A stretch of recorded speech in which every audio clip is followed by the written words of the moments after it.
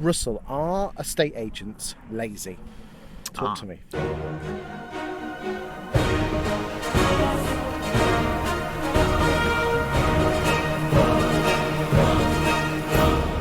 You've been reading my stuff, haven't you? Yeah. I did write a piece a few weeks ago and it was a provocative headline to get engagement, and I wrote a piece for Estate Agent Today, and the headline was "Estate Agents Are Lazy."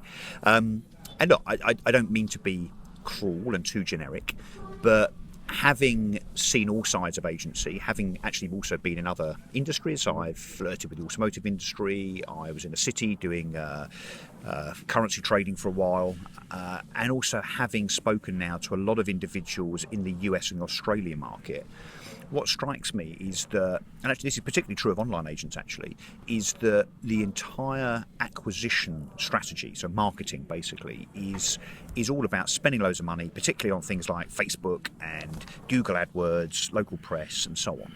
And literally the agent sits there in their branch or in their call centre, if we're talking about online agents, to coin a term. So this is exactly true for both online agents and high street agents. Oh, absolutely. Yeah. What they do is wait for those leads to drop in their laps, and it's almost a given now, I think, that if the market's quiet and nothing's happening, even though we've got an advert in the local paper and we're posting something on Twitter once a week, if the phone doesn't ring and those leads don't offer themselves up to you as an agent for evaluation, etc., then we just assume that it's quiet and that's it. Well, what I realised actually, at Quirk with Anthony many years ago, and something that we started to really leverage at eMove, was all of the opportunities that are just sitting there staring you in the face. So for instance, not just valuation appointments that haven't turned into a listing, but the properties in your neighbourhood that are already on the market, bearing in mind that about 50% of properties now sell through the second agent, the subsequent agent, not the first one. 60 actually, 60. to Rightmove. There you go. So knock on 10 doors that are for sale. Door knocking. Well, let me come to that. So knock on those doors. You've actually got a 6 out of 10 chance of that property coming to you and you potentially selling it. They don't do it though. Well, why the hell not? Do you know why?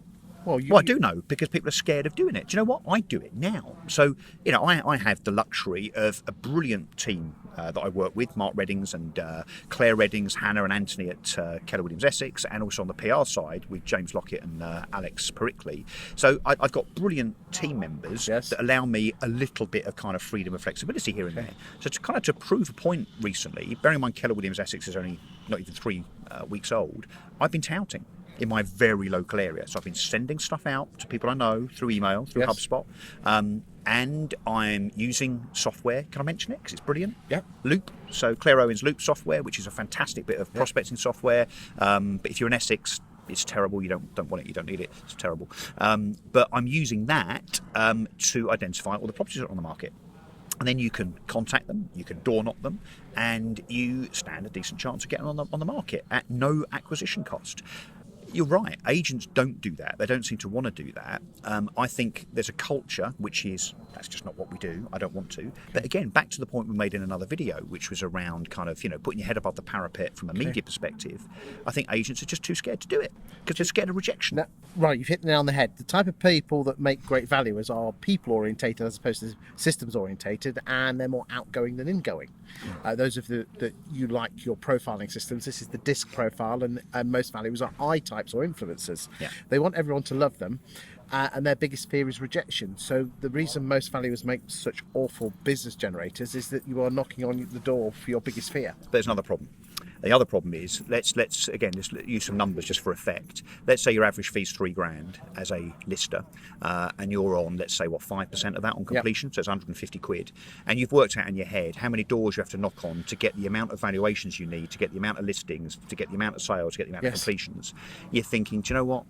For 150 quid, it's just not worth my while. The reward is not worth it. Yes, but when you're earning £2,000 of that £3,000, and you think, actually, that's worthwhile, well, that's when you start becoming a bit more structured and disciplined and actually blocking out maybe 2 or 3 hours a week in your diary to go door knocking. And the attitude with door knocking should be not knocking on the door gingerly like this. I'm ever so sorry to bother you. Yeah, I know. Am I inconveniencing you? But I noticed you've got a Beresfords or a Bears to Ease board up outside, and it's been up. You've been up on the market for a little while. Could I possibly help? Sorry to bother you. Be bolder. and be in a hurry. Knock on the door. Ever sorry to bother you? Just wanted to give you my card. I'm sure they're great and you're having a brilliant time and it's all going fantastically. Let me know if I can help though. Happy to give you some free advice whenever you want. Ring me 24/7 and go. Then they get a letter.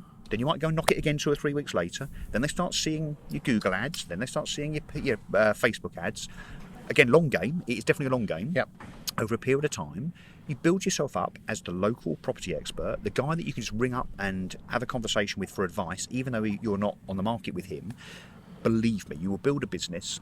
And if as an individual, you don't go and do 5 listings, 3 sales, 2 completions a month on that basis, then you shouldn't be in the job. What would you say to someone that most people are very fearful of doing something like that the first time? What advice would you give to someone just going out there? Well, I mean, you've given me the technique. Just do it. Drink heavily first. No. Cut that out. You've literally just got to do it. You've got to do it. But look, you also have to accept you're definitely going to get the door slammed in your face a bit. People are going to You've got to love the word no, haven't you? Yeah, people are going to be busy, but also pick your time. Do you do it at kind of 6 o'clock on a Thursday night when, the kids have just got in, they're doing their homework, running around getting the dinner done and so on? No, look, do it during the day, or you do it on a Sunday or a Saturday, or, but just be a bit more surreptitious about it. But look, we said all this. But if we're sitting here talking in 6 months' time and we can somehow survey the industry to see how many started door knocking, it'll be almost none as a consequence of this conversation. But if one person does it? But if it was worth, let's put it a different way, would you knock on 25 doors a week if I paid you 100 grand a year to do it? Yeah. There you go. Well, that's exactly what it is. But you have to get your mindset right, and that's what Keller do very, very well, that going out there and finding the business that's staring you in the face is extremely lucrative. Is it hard? No. Is it simple? Yes. But you've got to kind of do it. And then once you get into a routine, you're rolling. Thank you very much.